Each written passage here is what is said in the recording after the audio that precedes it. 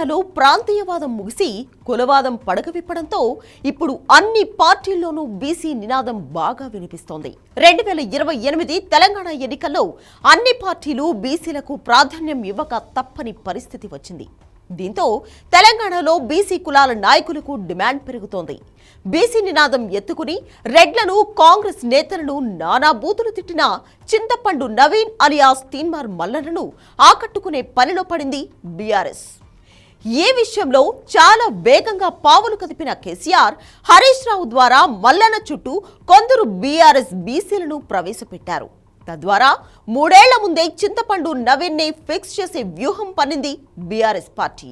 తీన్మార్ మల్లన్న ఒకటే డిసైడ్ అయ్యాడు, నేను 4 సంవత్సరాల్లో బీసీ రాజ్యం తెస్తా సోదరులారా. 4 సంవత్సరాలు, 40 కాదు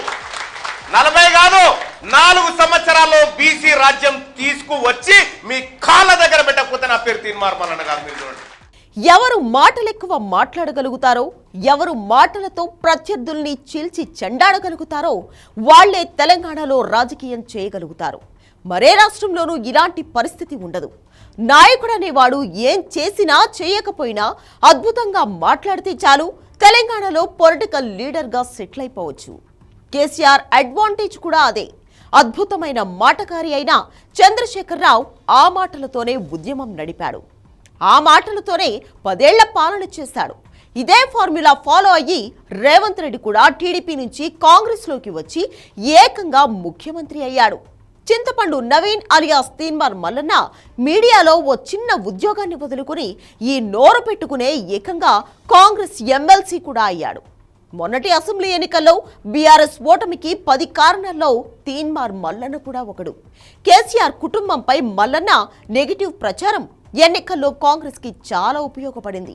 అప్పటి పీసీసీ అధ్యక్షుడు, ఇప్పటి సీఎం రేవంత్ రెడ్డి స్వయంగా మల్లన్నకు ఫండింగ్ చేసి ఎప్పటికప్పుడు సమాచారం ఇచ్చి నిత్యం కేసీఆర్ ని తిట్టిస్తూ ఉండేవాడు.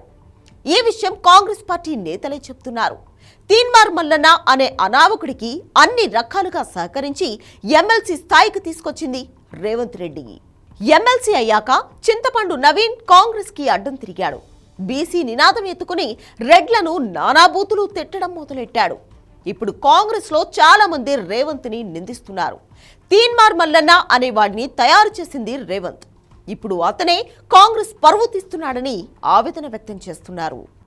కాంగ్రెస్ పార్టీ ఎమ్మెల్సీ అభ్యర్థి నరేందర్ రెడ్డి గారు ఆయన ఎన్నికల ప్రచారానికి పోయి ఈయన గెలిచినా గెలవకపోయినా ఒకటే అని చెప్పి, ఈయన గెలిచినా గెలవకపోయినా ఒకటే అని చెప్పే, మరి నరేంద్ర మోడీ గారు బొమ్మ పెట్టుకున్నటువంటి బీజేపీ అభ్యర్థి ఆడ గెలుస్తా ఉన్నాడు. ఒకప్పుడు తీన్మార్ మల్లన్నపై దాడులు చేయించి కేసులు పెట్టించి జైల్లో వేసి నానా రకాలుగా హింసించిన కేసీఆర్ ఇప్పుడు హఠాత్తుగా వ్యూహం మార్చాడు.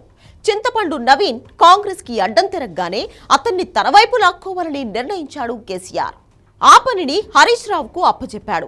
హరీష్ రావు అనుచరుల్లో కొందరు బీసీలు వెంటనే మల్లన్న చెంతకు చేరారు.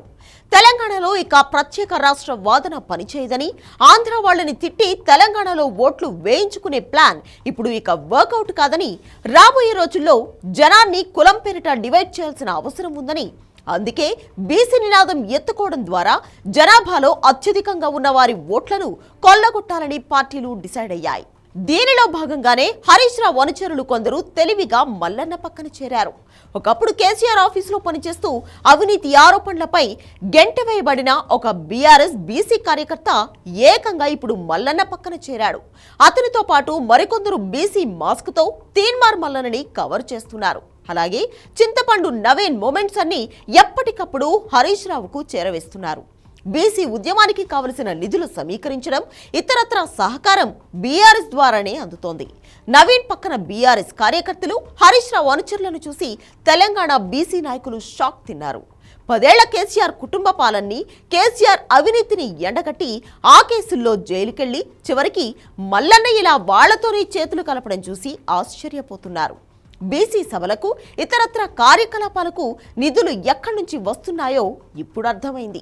కాంగ్రెస్ కి వ్యతిరేకంగా కేసీఆర్ ఈసారి బీసీలను రెచ్చగొట్టి మల్లన్న ద్వారానే ఆ పని చేస్తున్నాడనేది చాలా మంది చర్చించుకుంటున్నారు. ఏ ఆయుధాన్నైతే రేవంత్ రెడ్డి ఎన్నికల ముందు కేసీఆర్ పై ప్రయోగించాడో అదే ఆయుధాన్ని ఇప్పుడు కేసీఆర్ కాంగ్రెస్ పై ప్రధానంగా రేవంత్ రెడ్డిపై ప్రయోగించబోతున్నాడు. తీన్మార్ మల్లన్న రేవంత్ ఉచ్చు నుంచి బయటపడి కేసీఆర్ ఉచ్చులో చిక్కుకున్నాడు.